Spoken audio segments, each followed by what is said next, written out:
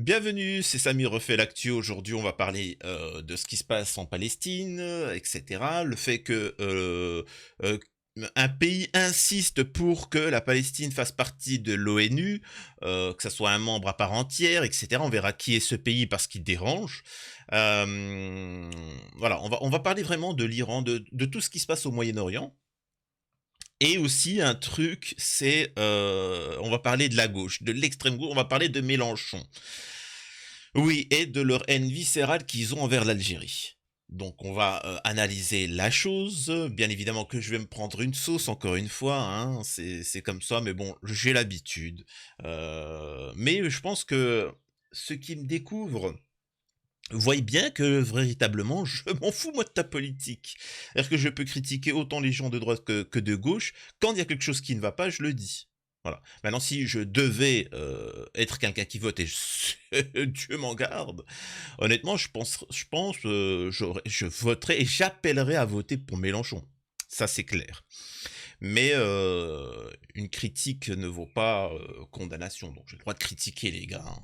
Enfin bon, avant ça, je vous invite à vous abonner, vérifier que vous êtes bel et bien abonné, c'est peut-être pas grand chose, mais croyez-moi que c'est pour soutenir la chaîne, c'est immense.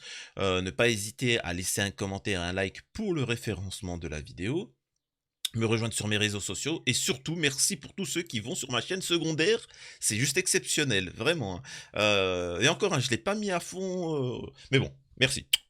Une fois qu'on a dit ça, on va pouvoir démarrer. Alors, ça va être un peu en vrac, hein. C'est-à-dire que vraiment, je vais aborder beaucoup de petits sujets, mais toujours dans cette globalité de ce conflit.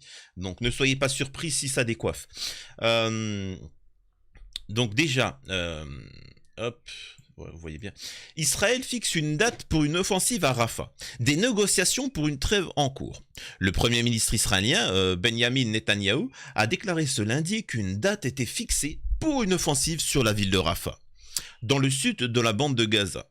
Alors que le redéploiement militaire à Gaza ne fait pas l'unanimité au sein même du gouvernement israélien. Alors, ce qu'on vous dit pas, je suis désolé, hein, je vais vous le dire, ce qu'on vous dit pas sur la stratégie israélienne, c'est de ralentir l'inéluctable.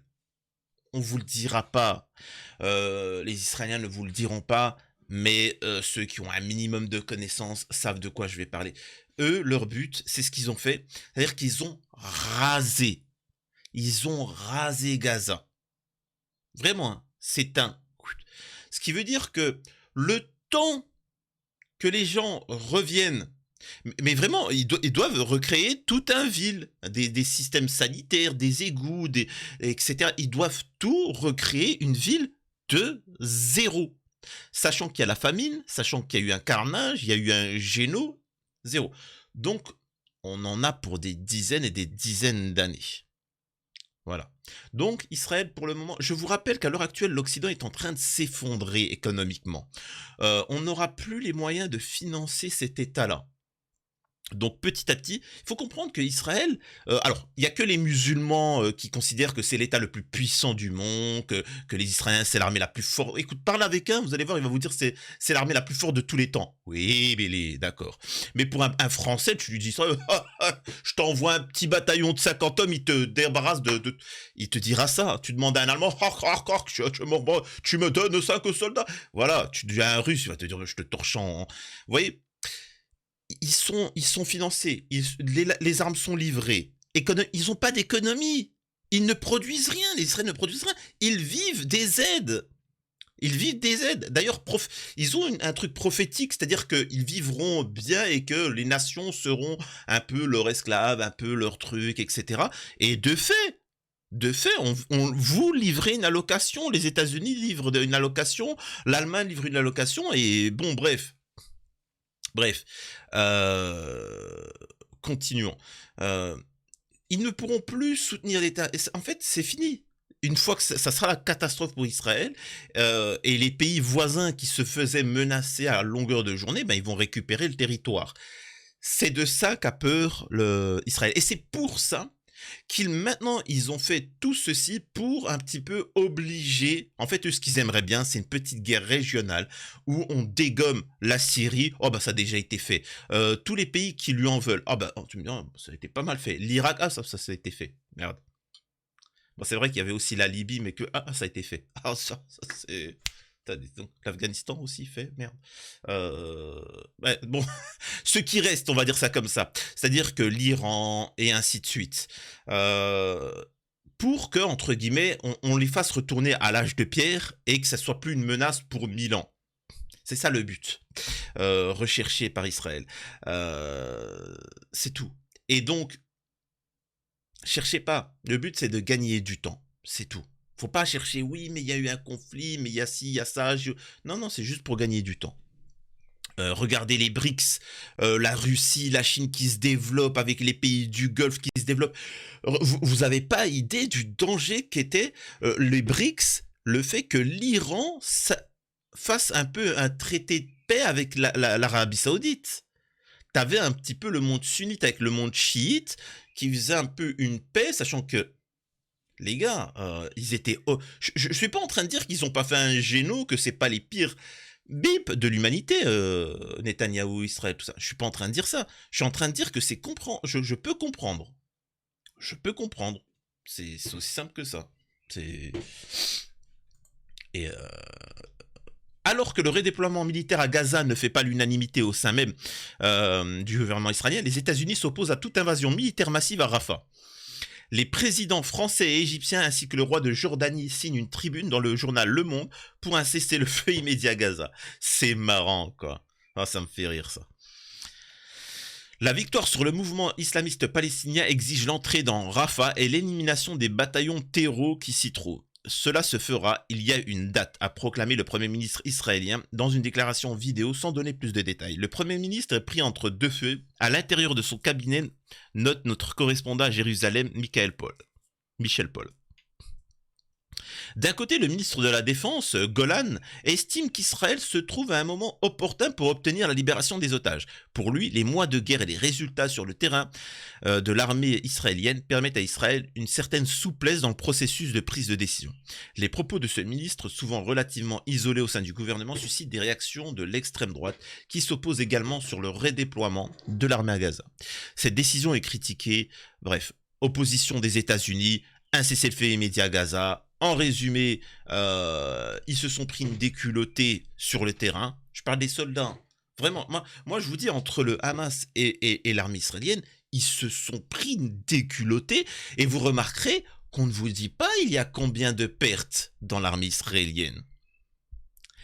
Parce que, je vous le dis, alors, le monde occidental, ça va, ils savent un petit peu. Mais le monde musulman ne le savent pas. Parce qu'ils ont ils pensent que Israël est descendu, ça mais si on apprend que des petits mecs en survêt Lacoste avec des chaussures trouées ont causé des milliers de pertes, des milliers de pertes dans l'armée israélienne, waouh, tout de suite la légende va s'effondrer, hein. Donc c'est pour ça qu'on vous en parle pas. Dites-vous ça, mais il y a eu combien de pertes là? Parce qu'on voit que des vidéos où il y a 5 pertes, 10 pertes, on voit des gens qui ont perdu des bras, des gens. Ça serait intéressant de savoir le truc. Donc voilà, ils ont reculé, mais ils disent qu'ils veulent quand même intervenir. Les États-Unis en a marre parce qu'ils ont vu le jeu. Ils ont vu le jeu d'Israël qui veulent les faire entrer en conflit parce que c'est ce qui s'est passé, c'est qu'ils ont bombardé une ambassade iranienne et ils aimeraient que l'Iran rentre en conflit. Il faut savoir une chose, c'est que si l'Iran rentre en conflit, immédiatement, Israël n'existe plus. Israël n'existe plus. Je vous le dis, hein, Israël n'existe plus. Le problème pour l'Iran, c'est que si l'Iran fait ça, l'Iran n'existe plus elle-même. Parce que les États-Unis, la France, l'Allemagne, etc., ils interviennent. Voilà, ils vont raser le pays.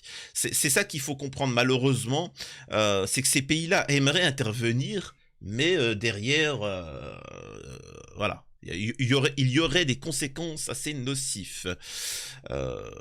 Donc voilà. Et aussi, là, c'est bien parce que j'ai beaucoup entendu parler de.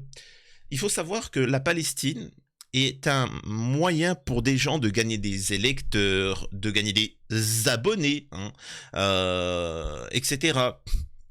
T'en as beaucoup qui disent Free Palestine, mais derrière, il n'y a rien. Quand tu prends le recul de cette histoire, on est d'accord que en France, ça a été une catastrophe. Personne n'a parlé de ce sujet-là. Beaucoup ont juste dit Free Palestine, et puis c'est fini. Ils ont jamais parlé du géno, c'est gravissime. Les gars, oh, l'histoire de l'humanité, c'est fini. Oubliez, vous n'avez plus d'âme. Vraiment. La Turquie restreint ses exportations vers l'État hébreu. Le président turc a qualifié à de nombreuses reprises Israël d'État terreau, mais a jugé impossible une rupture complète. Et ça fait très longtemps qu'en Turquie, Erdogan utilise la Palestine pour avoir des électeurs, etc. En disant que machin. Sauf qu'ils font du business avec. Il n'y a jamais eu autant de business avec Israël qu'avec Erdogan. Et ça, les Turcs petit à petit s'en sont rendus compte, et c'est pour ça, ça me fait rire par rapport aux élections, parce que il y a eu des élections, je sais plus quoi, en Turquie, où le mouvement de Erdogan a perdu, ce qui était rare. Et t'as tout l'Occident qui est là, oui, oui, tellement qu'ils ont la haine d'Erdogan. Non mais les gars, faut savoir que Erdogan, c'est un gentil, hein. C'est un gentil. Tu vois, en Turquie, autant il y en a, c'est vrai qu'ils sont un peu plus gentils, mais t'en as, ils sont beaucoup plus carrés, hein. Ils sont beaucoup plus carrés, donc ne vous réjouissez pas trop. Erdogan, c'est quand même le mec, il est quand même, tu vois, il est un peu gentil, tu vois, donc c'est comme avec Poutine, hein. Je vous assure que, heureusement qu'on n'a pas Medvedev ou d'autres à l'état de Russie, hein, parce que ils auraient rasé l'Ukraine sans pitié, hein. Vous voyez ce que je veux dire? Mais bon, bref. Donc s'il perd les prochaines élections Erdogan, j'espère que ça sera quelqu'un qui est un peu plus impliqué et qui va rompre avec l'État hébreu. Il serait temps, hein, de ce que ces pays-là rompent leurs relations avec l'État hébreu. Je sais pas, regardez ce que les Français et les Allemands ont fait avec la Russie, vous pouvez le faire. Mais bon, après, bon, ce que je vous dise. Et maintenant, on va passer à la suite. Menace de l'Iran à l'encontre d'Israël. Jusqu'où peut aller Téhéran dans sa riposte? Depuis lundi, l'Iran accuse Israël d'avoir mené une attaque contre son ambassade à Damas, en Syrie, tuant 7 soldats, dont des hauts gradés. Le régime de Téhéran a promis de sévères représailles sans préciser comment il mènerait la riposte. Le régime sioniste ne peut échapper aux conséquences du mal qu'il fait. Il est exposé et il sait bien ce qui va se passer, a averti vendredi le général iranien Hossein Salami, chef des gardiens de la révolution. Alors, ce qu'il faut comprendre, c'est que les États-Unis, depuis ce moment-là, vraiment, ils mettent pression sur Israël parce qu'ils voient bien le jeu d'Israël de vouloir impliquer les États-Unis dans la guerre. Voilà. Ils espèrent que l'Iran attaque le territoire israélien et voilà. Patience. En fait, je suis désolé de vous dire ça, hein. Moi, je dis aux gens, qu'est-ce qui peut amener à la victoire? La patience. La patience, mais faire les actes. Il faut prévoir dans 50 ans, dans 100 ans. Il faut un traité de paix entre l'Arabie Saoudite et l'Iran, faire que les pays du Moyen-Orient s'allient sur la position algérienne, c'est-à-dire de ne pas reconnaître, de ne plus faire de business avec Israël, contrairement aux Émirats, à certains pays dont il ne faut pas mentionner. Et voilà, et de toute façon, l'Occident n'aura plus les moyens de financer Israël. Et ça va. Et tout de suite, tu verras qu'ils seront un peu plus dans la discussion, dans la tolérance, avec la montée des BRICS. Et ne pas tomber dans le piège d'Israël pour qu'il y ait un conflit régional massif. Depuis l'attaque de lundi dans l'annexe consulaire de l'ambassade iranienne à Damas, en Syrie, Téhéran multiplie les promesses de représailles à l'encontre d'Israël, accusé d'avoir mené ces frappes, mais qui n'a ni confirmé ni affirmé sa responsabilité dans cette attaque. Bah, dis donc, ils prennent des pincettes. Mais si, c'est eux, c'est bon, maintenant ça a été validé. Donc voilà. Il y a un autre point que j'aimerais vous parler, et ça me fait juste rire. Je vois que tout le monde relaie ces informations-là. Écoutez, Tsahal a désigné des dizaines de milliers d'habitants de Gaza comme suspects cibles d'assassinat en utilisant un système de ciblage par intelligence artificielle avec peu de contrôle humain et une politique permissive en matière de pertes collatérales. Qu'est-ce que vous êtes teubés? Pourquoi vous relayez ces informations-là? On est en train de nous dire, alors Israël nous dit non, c'est pas nous, c'est l'intelligence artificielle. C'est pas nous. Ça. C'est-à-dire que quand ils seront jugés par l'humanité, quand il y en aura une, hein, parce que là, à ce moment-là, elle est absente, par l'humanité pour les crimes qu'elles ont commis, c'est pas nous, hein. Le responsable, c'est lui. C'est l'intelligence artificielle. C'est lui, c'est pas nous. Pas nous. Attends, nous, jamais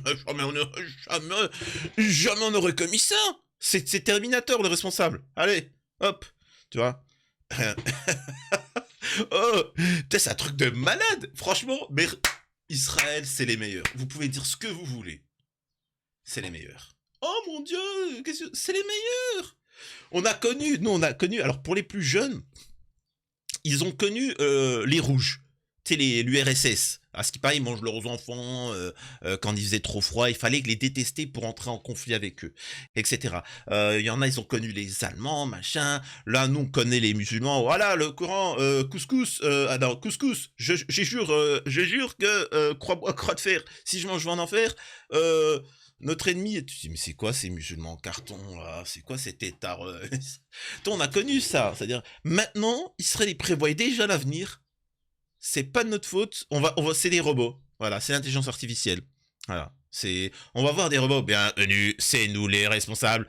Voilà, le Coran sur la tête de codes binaires. C'est nous les responsables de... Oui, bien évidemment, c'est l'intelligence artificielle qui va faire des attentats, qui va faire des trucs comme ça. Bien évidemment. Voilà. Et étrangement, cette intelligence artificielle, elle va s'attaquer qu'aux ennemis de l'État d'Israël. Bien sûr, bien sûr. Préparez vos enfants et vos petits-enfants à cette manipulation qui va arriver. On passe à la suite. Je vous ai dit que ça allait aller vite.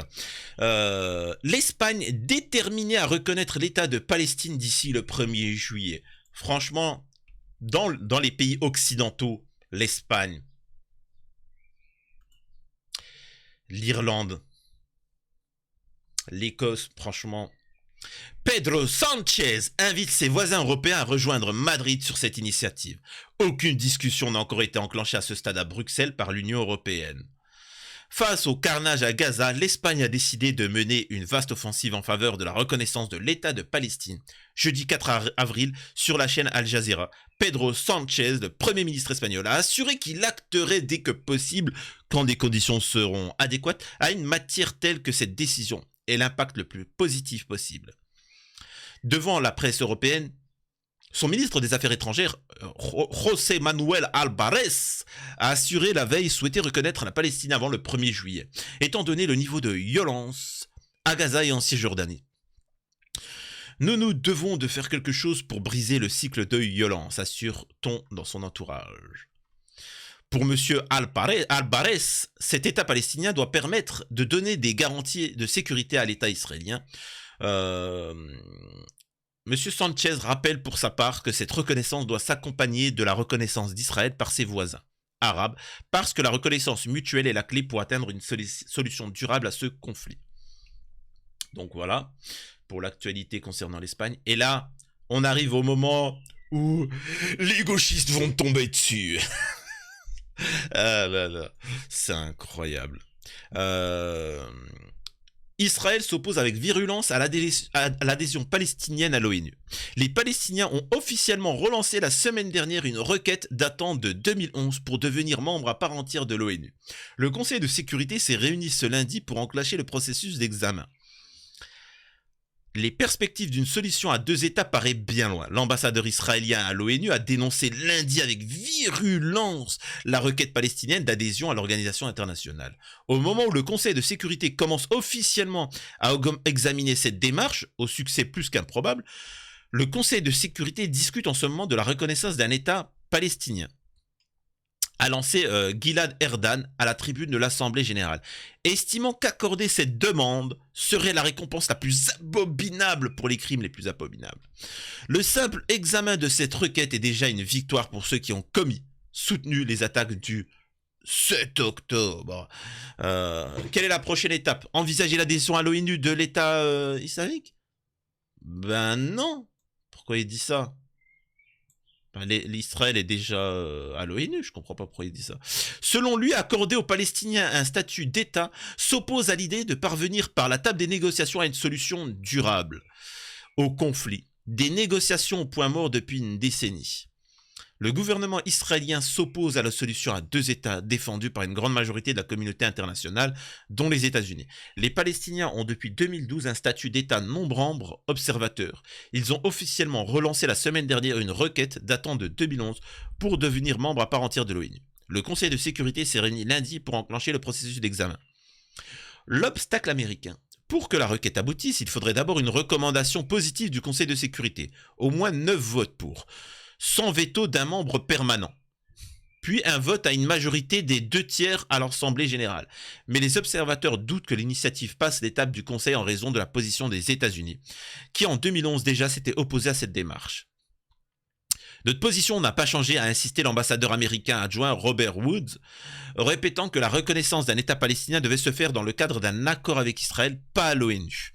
La semaine dernière, il avait souligné que les États-Unis étaient contraints par la loi américaine qui dit que si le Conseil de sécurité approuve l'adhésion d'un État palestinien hors d'un accord bilatéral, le financement de l'ONU devait être coupé.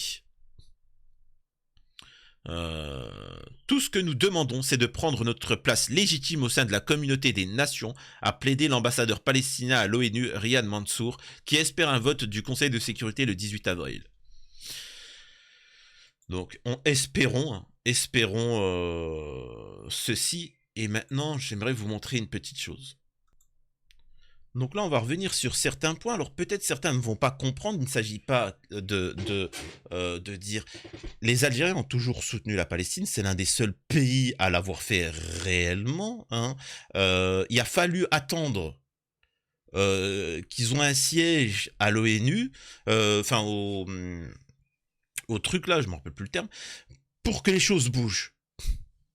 Et écoutez ce que dit le représentant palestinien. So honored that the representative of the Arab group in the Security Council now is Algeria. It might be a good omen. We declared our independence, the independence of the state of Palestine in November 1988 in Algeria.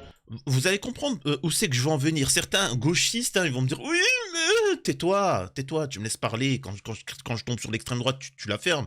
Eh ben, laisse-moi tomber dessus parce que ton groupe, il est pas aussi parfait que tu pourrais le penser. » Là, moi, si on n'était pas en France, je mentionnerais pas le truc. Là, on est en France, donc je vais mentionner. Il faut vous comprendre, enfin, vous comprenez pourquoi je suis un partisan, parce que y a des problématiques dans chaque groupe. Vous êtes dans une secte, vous ne pouvez pas critiquer votre groupe et c'est tout. Pour preuve, aucun membre d'extrême gauche, ils ont tous remercié la Colombie, machin, ils vont remercier l'Espagne, tout ça, tous ceux qui mènent une action qui font pour la Palestine. Et pourtant, vous remarquerez une chose, et même Rima Hassan, qui est franco-palestinienne, je sais qu'au plus profond de son cœur, ce qu'elle pense de l'Algérie. Ça, tu ne peux pas l'empêcher. Les Algériens, on sait, les Palestiniens, on sait, donc Rima Hassan. Mais pourtant, elle n'a pas le droit. Elle n'a pas le droit de mentionner l'Algérie. Regardez son Twitter. Elle n'a pas le droit. Parce que l'extrême gauche a un souci avec l'Algérie. Parce que l'Algérie, par exemple, est en train de modifier le truc, c'est-à-dire que ce n'est plus la langue principale, c'est pas l'arabe et ensuite le français. Ils ont dégagé le français pour mettre l'anglais en langue secondaire. Mélenchon, ça l'avait révolté. Quand il y avait eu des manifestations pour des changements en Algérie, eux, l'extrême gauche, il n'y a que l'extrême gauche qui a fait ça, pensaient que ça allait être un printemps arabe. Et ils sont partis là-bas pour appeler la révolte, la révolution. Pourtant, Che Guevara, il était où? C'est un ami du gouvernement algérien. C'était un ami, Fidel Castro aussi. Vous savez, la gauche d'Amérique du Sud, etc., sont tous des amis de l'Algérie. Tout ça, c'est de la parodie. Pourtant, l'Algérie protège la Palestine. A toujours... Pourquoi vous lui tombez dessus? Vous voyez ce que je veux dire? C'est que c'est plus complexe que ça. C'est ça que j'essaie de vous faire comprendre. Soit je m'en fous. L'Algérie fait des choses pour la Palestine. L'extrême gauche, ils font que de blablater en soi. Hein, mais Mais c'est pour vous faire comprendre derrière pourquoi certains ne tombent pas dans le panneau, le mirage de la politique, quel qu'il soit. Nous avons annoncé la création de l'État de Palestine en Algérie en 88. L'Algérie nous a aidé à obtenir le statut d'observateur aux Nations Unies en 74. Maintenant, pour la troisième fois, elle conduit nos efforts pour obtenir une adhésion pleine et entière à l'ONU. We came as an observer in the UN system when the foreign minister of Algeria, the late President Bouteflika, was the president of the General Assembly in 1974 when he invited the late Chairman Arafat to come and address the General Assembly when he gave his famous speech, "Don't let the green olive drop from my hand." And now again, Algeria, for the third time, is representing all the Arabs in the Security Council, definitely representing the state of Palestine. And we sincerely hope that during this historic time, that...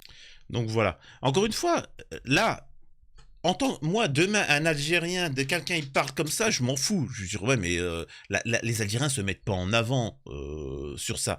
Moi, là, le sujet, là, vous savez, l'histoire de Palestine, Algérie, je m'en fous. Là, ça, c'est vraiment de côté. Là, pourquoi je vous en parle, c'est pour vous montrer que même quand certains essaient de recueillir vos votes en faisant les Free Palestine, pourquoi vous avez un problème viscéral avec l'Algérie? C'est une question que je pose. Vous avez le droit, les gauchistes? Si Rima Hassan un jour tombe sur cette vidéo, t'as le droit de dire merci au gouvernement algérien, merci à Bouteflika, merci à Tebboune pour l'action de la politique algérienne, merci au gouvernement algérien. Est-ce que Rima Hassan, elle peut? Vous savez ce qu'elle dira? Non, mais je trouve qu'ils sont un peu radicaux, tu vois, ils ne reconnaissent pas l'État d'Israël. C'est ça que tu vas dire? L'Algérie ne reconnaîtra rien tant que la Palestine ne sera pas libre et indépendante. Point barre. Et quand on parle de la Palestine, on parle de la Palestine. On parle de la Palestine. On est algérien, on sait ce que ça signifie, nous, la Palestine. Hein, c'est pas le... Non, c'est la Palestine. Rima Hassan, tu peux le faire? Mais non, tu fais partie maintenant de l'extrême gauche. Tu fais parler du groupe à Mélenchon. Mélenchon, il peut dire merci aux actions algériennes, vu qu'il a mis en avant toutes les actions. Vous voyez ce que je veux dire? C'est que du délire, c'est que un parti pris. Les mecs d'extrême droite, ils vont soutenir machin. Il y en a pas un qui est valable.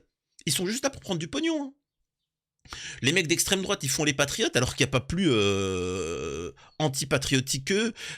Comment il s'appelle Zemmour qui te fait le patriote français, culture religieuse catholique. Le mec, il t'explique que le mal absolu, c'est Jésus. Il t'explique que les rois de France sont en fait juifs. Mais les gars, il n'y en a pas un pour sortir. C'est pour ça que je vous ai dit, pour contrer ces gens-là, en fait, il faut qu'on ait le droit de vote sur les réformes. Le reste, on s'en fout. C'est-à-dire que tu nous mets Mélenchon, tu mets Zemmour président de la France ad vitam aeternam. Si c'est nous qui votons les réformes, il n'a aucun pouvoir. Vous voyez ce que je veux dire? Il n'a aucun pouvoir. Alors que si on vote que des trucs de gauchistes, il ne pourra que mettre en application. De toute façon, il n'aurait pas le rôle de décider de la direction du pays. C'est pour ça que je vous ai dit, faut qu'on ait le droit de vote. Le reste, arrêtez avec vos personnages publics là. Donc voilà, dites-moi ce que vous en pensez, poliment, gentiment, et à la prochaine. C'était Samir refait l'actu.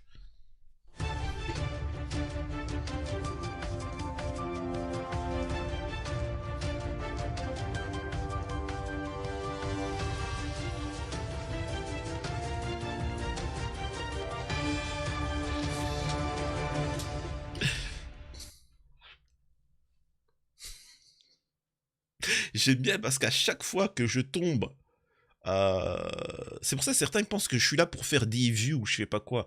Franchement, si je voudrais faire des vues, vraiment, faut pas faire ce que je fais. Hein. Ah, faut choisir un clan, la gauche, la droite, machin, et être en foule comme ça. Sinon, ça ne marche strictement pas. Hein. Moi, je me fais défoncer. Regardez là en commentaire. Là, vous allez pouvoir voir les gauchistes me tomber dessus. Oh mon Dieu, qu'est-ce que tu fais, espèce d'ami de Zemmour, espèce de machin. C'est... Pourtant, dans les autres vidéos où je vais tomber sur Zemmour, pareil, t'as les Zemmouriens qui vont me dire t'as pas honte, t'as changé. Il y a quelqu'un qui m'a dit ouais, t'as changé.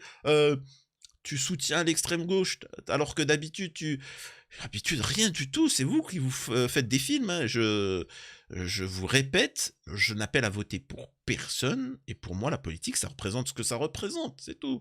Bref, en tout cas, voilà, prenez soin de vous, à la prochaine.